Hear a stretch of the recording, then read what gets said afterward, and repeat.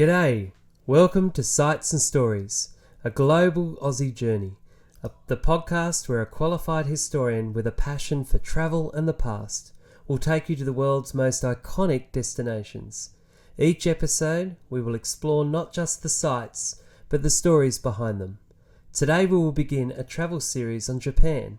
First stop, the biggest city in the world, Tokyo. Let's take a look at one of its most visited wards, Shibuya. There are several iconic bucket list items that every tourist wants to accomplish at Shibuya. One of them is Shibuya's Scramble Crossing, and there is a very good reason for this. Imagine all the lights turning red across all four streets leading to the intersection. At that moment, at least 1,000 people, 3,000 if it's peak time, simultaneously walk across a giant pedestrian crossing that seconds before accommodated an enormous amount of cars and buses. Not only do you hear hundreds of shoes making their way across the road at once, but your senses are overwhelmed by being surrounded by giant skyscrapers with huge electronic billboards advertising all sorts of products and services. It is a sight to behold. This is Shibuya's Scramble Crossing. Whether by day or by night, it is quite an experience. The crossing was first established in the 1970s.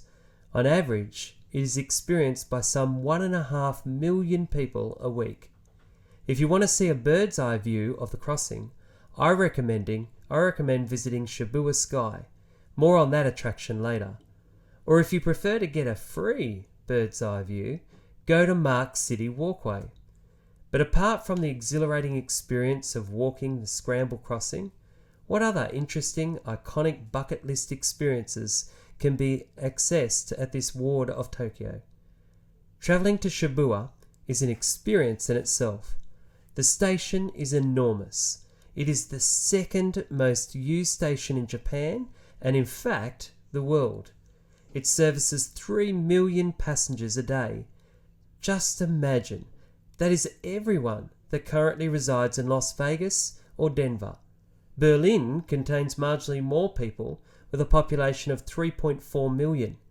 The numbers are just staggering if you consider any one of those cities' populations all visiting the same station every day.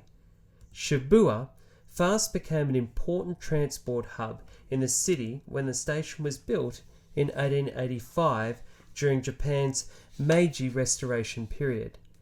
This was a period of history characterized by rapid modernization. Japan needed to embrace Western technology, or it would risk losing its independence to Western nations. The government was determined to quickly build railways throughout Japan.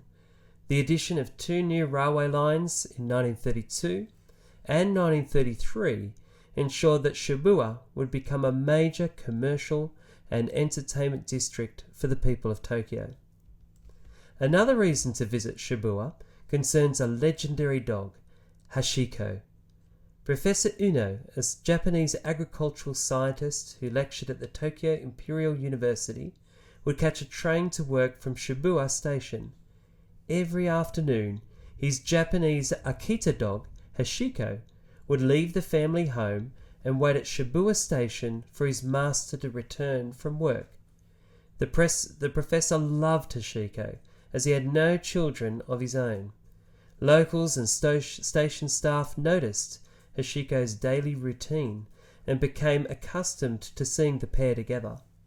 Tragically, the professor died from a cerebral hemorrhage while working at the university on May the 21st, 1925. Hashiko came to the station, but his master did not return. He refused to eat food for days.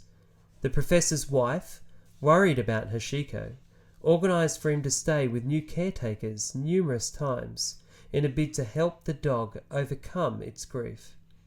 However, Hashiko would repeatedly escape and wander back to Shibuya. Hashiko continued to go to the station and wait at the ticket gates for his master's return for almost 10 years, until his own death in March 1935. Hashiko's ashes are today buried beside the professor's grave in Minado City, a short stop from Shibuya. This incredible story of a dog's loyalty to its master became a legend in Japan. So much so that right next to the Scramble Crossing there is a statue of Hashiko. Today, tourists eagerly line up to get a once-in-a-lifetime photo with Hashiko. The wait can be quite long, particularly during weekends, but it's worth it while visiting the crossing. By the way, if you are lucky enough to be at the Scramble Crossing on the hour, make sure you look up at the impressive Shibuya skyscrapers. You should be able to see 3D Hashiko popping out across 8 billboards. Hashiko can be seen catching a frisbee, riding an elevator up a skyscraper, or interacting with the animated clock. If you would prefer to see Hashiko in the flesh, so to speak, you can check out his taxidermied pelt displayed at the National Museum of Nature and Science in Ueno, Tokyo. If you are lucky enough to be in Japan on the 8th of March, there is a special ceremony in remembrance of Hashiko at Shibuya Station. There are a couple of great movies you can also watch on Hashiko before your trip to Shibuya. Try watching the American take on Hashiko's life from the 2009 film Hachi, A Dog's Tale, starring Richard Gere. Or you can watch the 1987 Japanese film Hashiko Monogatari. Either way, these films are sure to whet your appetite for going to see the statue of Hashiko in Shibuya. I also have some interesting facts about the actual statue of Hashiko to remember for your visit to Japan. The statue that exists today is actually not the original. The first statue, created by Teru Ando, was erected in April 1934. But this statue was taken down in 1944. The Japanese government wanted to encourage people to recycle metal to help the armed forces during the Second World War. During the subsequent occupation period, in 1948, a second statue of Hashiko was erected. It was actually made by Teru's son, Tsukishi. This is a statue that stands today for people to get their photo with the iconic Hashiko. Here are some more interesting facts linked to Hashiko's story. In ancient times, Japanese Akita dogs were used for hunting Asian black bears, birds, and rabbits. During the Russo-Japanese War of 1904-05, they were used to attract prisoners of war. But at the time of Hashiko's death, one of the professor's students, Hirokishi Sato, conducted a nationwide audit and discovered that there are only 30 purebred Akitas remaining in Japan, including Hashiko. He published several articles about Hashiko's loyalty, and the dog became famous. As a result, there was an effort to restore purebred Akitas. However, during World War II, there was an order to cull non-military breeds of dogs, as the country was experiencing massive problems with food supply. At the same time, the government paid Akita owners a premium for their dogs. They were desired not for their ability to hunt, but for their warm coats, which could line officers' uniforms. Akitas were at risk again, and they approached near extinction. Many owners actually let their dogs run away in a bid that they might survive on their own, or they crossbred them with German shepherds, which were spared from culling because of their ability to serve in a military role. After the war, the breed was restored, peaking to over 46,000 dogs by 1972. However, despite the breed being considered a national treasure in Japan, Akita numbers have since declined. There are now just over 1,800 Akita dogs registered in all of Japan. This is a result of a shift to smaller dogs, the breed's reputation as a one-owner dog, and the aging of breeders. So far, we have covered 3 reasons why you should definitely visit Shibuya on your holiday to Tokyo. The experience of making your way into the world's second busiest station, the exhilaration and excitement connected to walking the intersection at the Scramble Crossing, and the amazing story of Hashiko. There is one further reason to visit this iconic part of Tokyo. Some would say it is the most important reason. Shibuya is known throughout the world for being a major commercial and entertainment destination within Japan. There are amazing experiences to be had. You can go up one of the most trendy observation decks in Tokyo, Shibuya Sky. At nearly 230 meters tall, it is the tallest building in Shibuya. It has a fantastic open-air 360-degree deck featuring a panoramic view of the entire city. It is especially breathtaking around sunset and at night, where one can also enjoy laying on netting while watching the stars.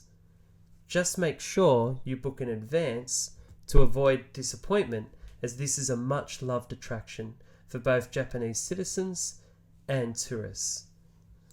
There are also major shopping centres to check out, like Shibuya 109, Shibuya Hickory, Shibuya Scramble Square, Parko Building, and Shibuya Mark City, as well as Shibuya Center Day, a bustling shopping mall full of restaurants and fashion stores.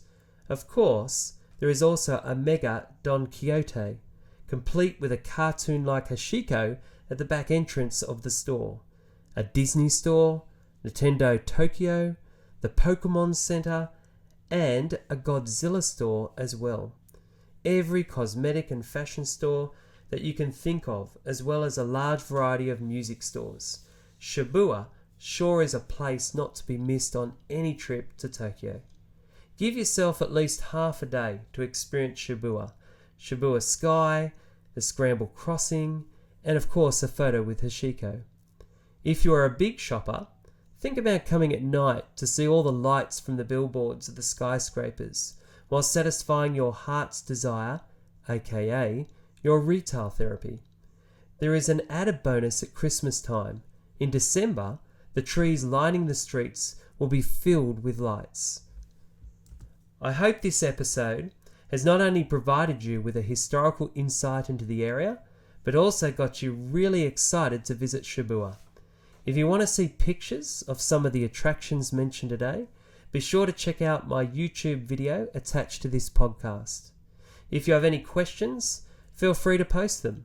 Be sure to catch my next episode on another exciting part of Tokyo, as I endeavour to take you on a journey through parts of Japan. Until then, I wish you well and safe travels to all abroad. Catch you later, mate.